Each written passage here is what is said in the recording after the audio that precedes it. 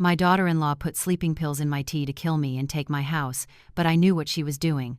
So I smiled, thanked her for the tea, and gave it to her best friend instead. That phone call from the hospital changed everything. I'm Margaret Chen, but everyone calls me Maggie. I'm 62 years old, and until 6 months ago, I thought I knew my son. I raised Daniel by myself after my husband passed away 5 years ago. I worked as an elementary school teacher for 37 years, saved every penny, and bought this beautiful 3-bedroom house in Portland, Oregon. It wasn't much, but it was mine. The garden in the back, the reading nook by the window, the kitchen where I'd spent countless Sunday mornings making pancakes for Daniel when he was little. Every corner held a memory. Then Daniel lost his job. He called me on a Tuesday evening in late February. His voice was tight, stressed. "Mom, I need to ask you something, and I need you to really think about it before you say no." My heart sank. A mother knows that tone. Amber and we're having some financial trouble. The tech layoffs hit my company hard, and I'm one of the casualties. We can't afford our apartment anymore. Would it be okay if we stayed with you? Just for 2 or 3 months, until I find something new. I hesitated. I'd only met Amber twice. Once at their wedding 2 years ago, and once at Christmas last year. Both times, she'd spent more time on her phone than talking to me. She called herself a lifestyle influencer, though from what I could tell, that meant taking pictures of expensive things she couldn't afford and posting them online. But he was my son, my only child. How could I say no? "Of course, sweetie. You know you're always welcome here." The relief in his voice almost made me forget my doubts. Almost. They moved in 3 days later. I'd spent those 3 days preparing the guest room, buying extra groceries, making sure everything was perfect. I even put fresh flowers on the nightstand. Amber walked into my house carrying a ring light and didn't say thank you. She looked around my living room with this expression, like she'd just stepped in something unpleasant. "It's very cozy," she said, which somehow felt like an insult. Daniel carried in box after box. I tried to help, but Amber stopped me. "Oh no, Maggie. You shouldn't strain yourself at your age." She said it with a smile, but I was 62, not 92. I ran 3 miles every morning. That first night, I cooked dinner. Pot roast with vegetables, one of Daniel's favorites. I set the table nicely, lit candles, tried to make it feel like a family meal. Amber took one look and said, "Oh, I'm vegan now." "Didn't Daniel tell you?" She hadn't mentioned it at Christmas when she'd eaten 3 servings of ham. Daniel looked uncomfortable. "Sorry, Mom, I forgot to mention it." I ended up making Amber a separate meal while mine got cold. She ate it while scrolling through her phone, didn't look up once. That's how it started. Within a week, my life wasn't mine anymore. Amber decided the guest room wasn't good enough. "It's too small for content creation," she announced. "We need better lighting, more space." "You understand, right, Maggie? Your room has those beautiful windows." My room. My sanctuary. The room I'd shared with my husband for 15 years. I don't think I started. "Mom, please." Daniel's voice was pleading. "It would really help us out, it's just temporary." So I moved my things into the guest room, watched Amber rearrange my furniture, hang up her ring lights, turn my bedroom into a studio for her videos. She'd film herself talking about authentic living while I cleaned the bathroom. Then came the requests. They started small. "Maggie, could you pick up my dry cleaning? Maggie, I need you to sign for a package. Maggie, could you make us breakfast? I have an important video to film." I said yes because I didn't want to cause trouble, because Daniel looked so stressed about job applications, because I kept telling myself it was temporary. But it never felt temporary.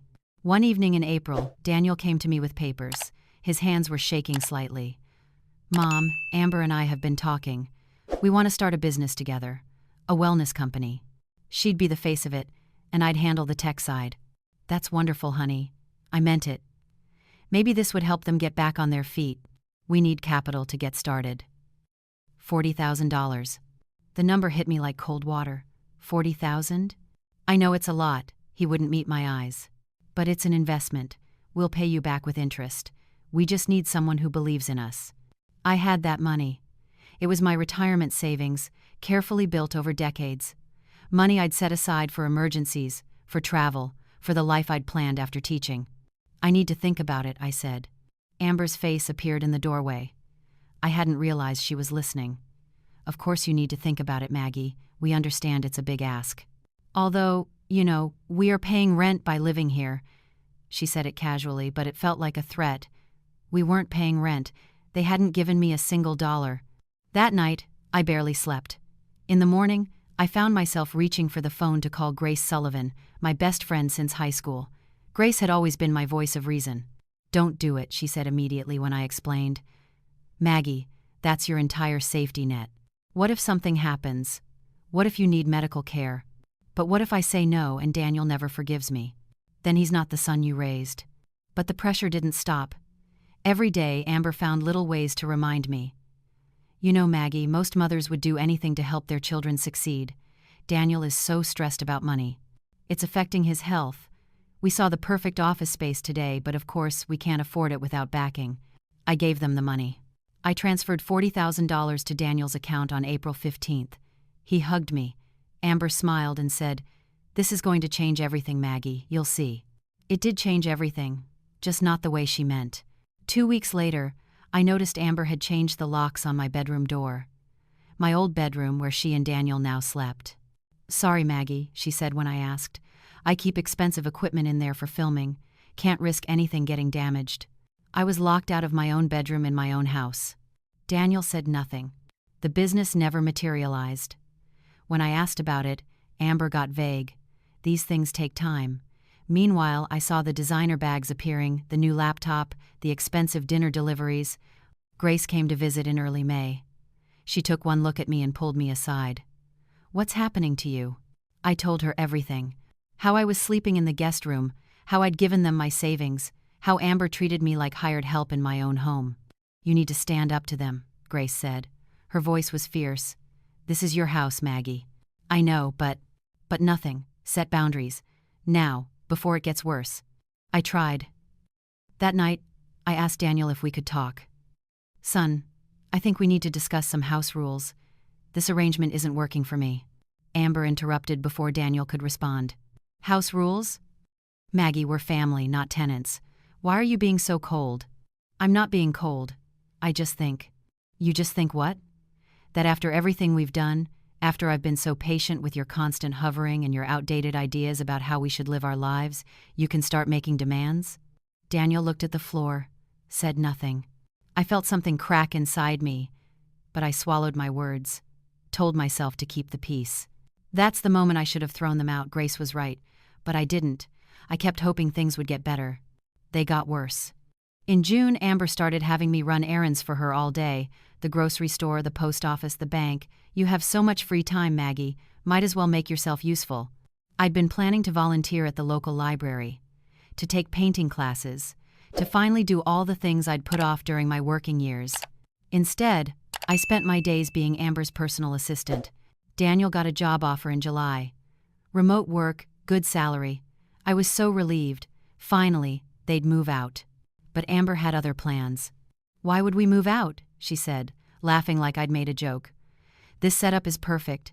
Daniel can work from here, I can create content, and you can help us. It's working great." "But you said it was temporary, 2 or 3 months." "Plans change, Maggie. You need to be more flexible." I called Grace that night, crying. "Come over tomorrow," she said. "We're going to figure this out." But Grace never made it over the next day, because that's when I found the pills. It was a Thursday morning in late July. I woke up early, couldn't sleep. The house was quiet. I went to the kitchen to make tea, my one comfort in this nightmare my life had become. I kept my special tea in the top cabinet, English breakfast that I ordered online. When I opened the cabinet, I noticed my tea tin was in a different position. I'm particular about these things. The tin was usually pushed to the back. Now it was at the front. Something made me open it. The tea bags looked normal at first, but when I lifted them out, I saw powder at the bottom of the tin. White, crystalline powder that definitely wasn't tea. My hands started shaking. I took a tea bag out, held it up to the light. There was a tiny puncture in the paper, carefully resealed. Someone had opened these bags and added something to them. I thought about the last few weeks. How tired I'd been. How I'd been sleeping 12, 13 hours a day, which wasn't like me at all. How foggy my brain felt. How Grace had commented on the phone that I sounded drugged.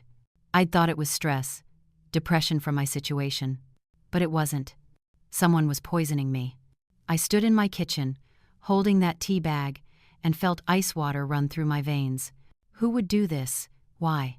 Then I heard a floorboard creak behind me. I spun around. No one there. But I could have sworn I heard footsteps moving away down the hall. I put the tea tin back exactly as I'd found it. My mind was racing. I needed proof. I needed to know for certain. I took one of the tea bags and put it in my pocket. Then I grabbed my purse and left the house, my heart pounding so hard I thought it would burst. There was a 24-hour pharmacy 3 blocks away. I walked there in the early morning light, feeling like I was in a nightmare. The pharmacist on duty was a kind-looking woman in her 50s. I showed her the tea bag. "Can you tell me if there's something wrong with this?" She looked at me carefully. "Are you feeling all right, ma'am?" "Please, just look at it." She opened the bag carefully, examined the contents. Her expression changed. "This has been tampered with. There's definitely a substance mixed in with the tea. I can't test it properly here, but..." She looked at me with concern. "You should take this to the police." "What do you think it is?" If I had to guess, some kind of sedative. Maybe sleeping pills ground up. "Ma'am, has someone been trying to hurt you?" I couldn't answer. My throat had closed up. She wrote down the name of a detective she knew. "Please, go to them. This is serious." I took the paper, thanked her, and walked out. But I didn't go to the police. Because I knew they'd need more than a tampered tea bag. They'd need proof of intent. And I knew who was doing this. I knew why. Amber wanted my house. She'd wanted it from the beginning. And the fastest way to get it was if I died. That thought should have terrified me. It did terrify me. But it also made me angry. Furious. In a way I'd never been before. I'd spent 6 months being a victim. Being pushed around, disrespected, used. I'd given up my bedroom, my savings, my life. And it still wasn't enough. She wanted me dead. I went home and acted normal, made breakfast, smiled at Amber when she came downstairs in her silk robe, yawning. "Morning, Maggie. I'll have scrambled eggs, and that special tea you always drink. It smells so good." My blood went cold. She wanted me to make the tea. She was going to watch me drink it. "Of course, dear," I said. My voice sounded calm.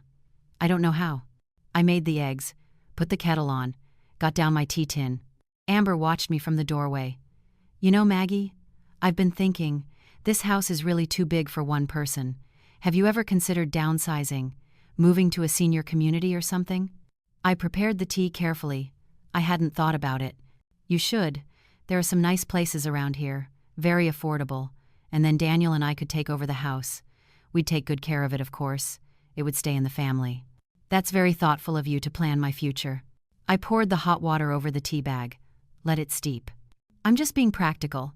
At your age, you never know what might happen. Health issues, accidents. It would be good to have things settled." She was telling me, explaining what was going to happen. I would have an accident, or my health would decline, and she'd get the house. I added honey to the tea, stirred it slowly. "You're right. I should think about these things." "Drink up," Amber said, smiling. "You look tired. The tea will help." I lifted the mug to my lips, stopped. "Actually, you know what? I'm not that thirsty right now. I'll save it for later." Amber's smile faltered for just a second. "But you always have your tea in the morning." "I'm changing things up, trying to be more flexible, like you said." I set the mug on the counter. "I need to run to the store. Do you need anything?" I could feel her frustration. Her plan wasn't working, but she forced the smile back. "No, I'm fine." I grabbed my purse and left, drove straight to Grace's house. Grace lived 20 minutes away in a small apartment. She opened the door, took one look at my face, and pulled me inside. "What happened?" I told her everything. The pills, the tea, Amber's comments. Grace's face went pale, then red with anger. "We're calling the police right now." "And tell them what? That I found powder in my tea? They'll say I'm paranoid. That I'm an old woman imagining things. I need proof, Grace. Real proof." "Then what are you going to do?" "I need to catch her in the act. I need evidence that she's trying to kill me." We talked for hours, planned. By the time I left Grace's house, I knew what I had to do. I stopped at an electronics store and bought a small camera, the kind you can hide. The kid at the counter showed me how to set it up. "It has night vision and everything," he said enthusiastically. "Records straight to the cloud." That night, I installed the camera inside the kitchen cabinet pointed at my tea tin. It was tiny, barely noticeable behind the other containers. Then I waited. 2 days later, I checked the footage on my phone while I was at the grocery store. My heart stopped. There was Amber, at 3 a.m., in my kitchen. She was wearing gloves. She opened my tea tin, took out several tea bags, and used a needle to carefully inject something into each one. Then she resealed them with clear tape and put them back. The camera had caught everything. I had my proof. I should have gone to the police then. I know that now, but I was so angry, so done with being the victim. I wanted Amber to face consequences, real consequences, and I wanted her to know that I'd beaten her. So I did something I'm not proud of. Grace called me that evening. "Maggie, I've been thinking about what you said, about needing proof. I want to help." "Grace, no. This is too dangerous. I'm 67 years old. If I want to do something dangerous, that's my choice. Now tell me how I can help." I should have said no, but I didn't. 3 days later, I called Grace. "Can you come over for lunch tomorrow? I'm making that quiche you love." "Of course. I'll be there at noon." When Grace arrived, Amber was upstairs filming. Daniel was in the guest room on a work call. Grace and I sat in the kitchen. I'd made a beautiful quiche, set the table nicely. And I'd made tea. Not from my tin, from a fresh box I'd just bought, but I poured Grace's tea from a mug that had been sitting on the counter all morning, a mug I'd prepared earlier, with the drugged tea. I didn't tell Grace. I just watched her drink it. Within 20 minutes, she started yawning. "Maggie, I don't know what's wrong with me. I feel so tired all of a sudden. Maybe you should head home. Get some rest." "Yes, I think I should." I walked her to her car.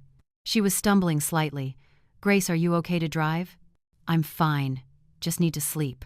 I should have stopped her. Should have called 911 right then. But I didn't. I let her get in her car and drive away. I went back inside and called 911 myself. "I'm worried about my friend," I told the dispatcher. "She just left my house and she seems very disoriented. She might be having a medical emergency. She's driving a blue Honda Civic license plate." I gave them all the information. Then I called the police non-emergency line. "I need to report a crime in progress. Someone has been poisoning me, and I have evidence." Within 30 minutes, my house was full of police officers. They found Grace 2 miles away, pulled over by a patrol car. She'd nearly hit a telephone pole, swerving all over the road. The officers had thought she was drunk. But the field sobriety test showed something else. She wasn't drunk, she was drugged. At the hospital, they ran a full toxicology screen. Lorazepam, a heavy dose of it. "She's lucky," the ER doctor told me later. "If she'd been on the highway, if she'd been going faster, this could have been fatal." I felt sick. What had I done? But the police had my evidence. The video from my camera showing Amber tampering with the tea bags with the powder, Grace's blood test showing the same drug. They arrested Amber that night. She screamed the whole time. "I didn't do anything. That crazy old woman is lying. She's trying to frame me." But the evidence didn't lie. They arrested Daniel, too, for conspiracy. He'd known. The police found text messages between them, discussing the plan, discussing how long it would take for the pills to build up in my system, how they'd make it look like I'd just faded away in my sleep. He'd known his wife was trying to kill me, and he'd done nothing. I sat in my kitchen after they were taken away, alone in my house for the first time in months. I should have felt relieved, victorious. Instead, I felt hollow. Grace was released from the hospital the next day. She came straight to my house. "You used me," she said. Her voice was quiet, hurt. "I know. You drugged me, Maggie. You let me drive. I could have died. I know. I'm sorry. I'm so sorry." We sat in silence for a long time. "I understand why you did it," Grace finally said. "But I need time. I need to process this." She left. I didn't know if she'd ever forgive me. The trial happened 4 months later. Amber was charged with attempted murder. Daniel with conspiracy and accessory to attempted murder. The prosecutor was a sharp woman in her 40s. She laid out everything: the tampered tea bags, the video evidence, the text between Amber and Daniel, Grace's testimony about being drugged. My testimony. I told the truth, all of it, including what I'd done. "Mrs. Chen," the prosecutor asked me, "why didn't you go to the police immediately when you found the drugged tea?" "Because I was angry. Because I wanted to catch her. Because," I looked at the jury, "because I'd spent 6 months being a victim, and I wanted to fight back. and you used your friend as bait. Yes, it was wrong. I knew it was wrong even as I did it, but I was desperate. I needed proof that would hold up in court. I needed people to believe me. Amber's lawyer tried to paint me as a vengeful old woman, someone who'd set up an innocent young couple, but the evidence was too strong. The jury deliberated for 3 hours. Guilty on all counts. Amber got 12 years, Daniel got 5. I sat in the courtroom and felt nothing. My son was going to prison. The boy I'd raised, who I'd loved more than anything, had been willing to let his wife kill me for a house. Where had I gone wrong? After the trial, I put the house on the market. I couldn't live there anymore. Every room held poisoned memories. Grace called me a week before closing. I heard you're selling. I can't stay here. Where will you go? I don't know yet. Silence on the line. Then, I've been thinking about opening a coffee shop. Something small, cozy, a place where people can come and feel welcome. Would you want to be my business partner? I started crying. After everything I did to you? You made a terrible choice. You put my life at risk. I'm still angry about it, but I also understand that you were desperate, that you'd been abused and manipulated and you snapped. Her voice was gentle.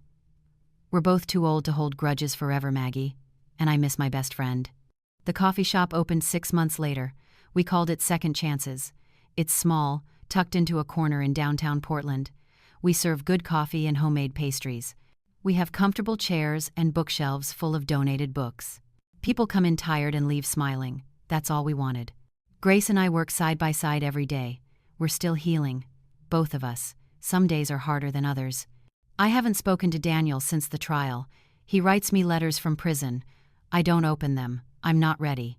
Maybe someday. Looking back now, I understand what I should have learned earlier. You teach people how to treat you.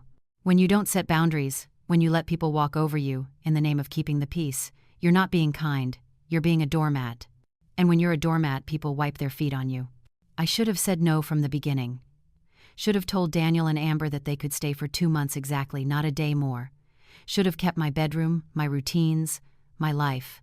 Should have refused to give them my retirement savings. Should have trusted my instincts when something felt wrong. Because it was wrong, from the very first day. But I also learned something else. When you're pushed too far, when you're desperate and scared, you can make choices you never thought you'd make. Choices that hurt people you love. I hurt Grace. I put her in danger to save myself. That will haunt me for the rest of my life. There's a fine line between standing up for yourself and becoming the villain. I crossed that line. I own that. But I'm still here. I'm still standing. I have my coffee shop, my best friend, and my self-respect back. Some nights, I lie awake and think about Daniel as a little boy. The way he'd hold my hand crossing the street. The way he'd bring me flowers he'd picked from the neighbor's garden. Where did that sweet child go? Or was he always capable of this, and I just couldn't see it? I don't have answers to those questions. I might never have answers. What I do know is this: trust your instincts. When something feels wrong, it probably is. Set your boundaries early and hold them firm. Don't let anyone, not even your own child, make you feel like you deserve less than respect in your own home. And if you find yourself in a situation like mine, get out, ask for help, go to the police. Don't do what I did. Because in the end I got justice. But the price was almost too high. Grace forgave me, but things between us will never be quite the same. There's a wariness now, a careful distance. She trusts me, but not completely. How could she? My son is in prison because I set the trap that caught him. I have my house money, and it's funding our coffee shop. But was it worth it? Worth my son? Worth nearly killing my best friend? Worth the nights I can't sleep, seeing Grace's car swerve in my mind? I don't know. What I do know is that I survived. I refuse to be a victim. And maybe that has to be enough. If you're reading this, if you're in a situation where someone is taking advantage of you, please learn from my mistakes. Be strong, but be smart. Fight back, but do it the right way. Don't wait until you're desperate enough to do something you can't take back. And never, ever ignore that voice in your head that says something's wrong. That voice is trying to save your life. Listen to it.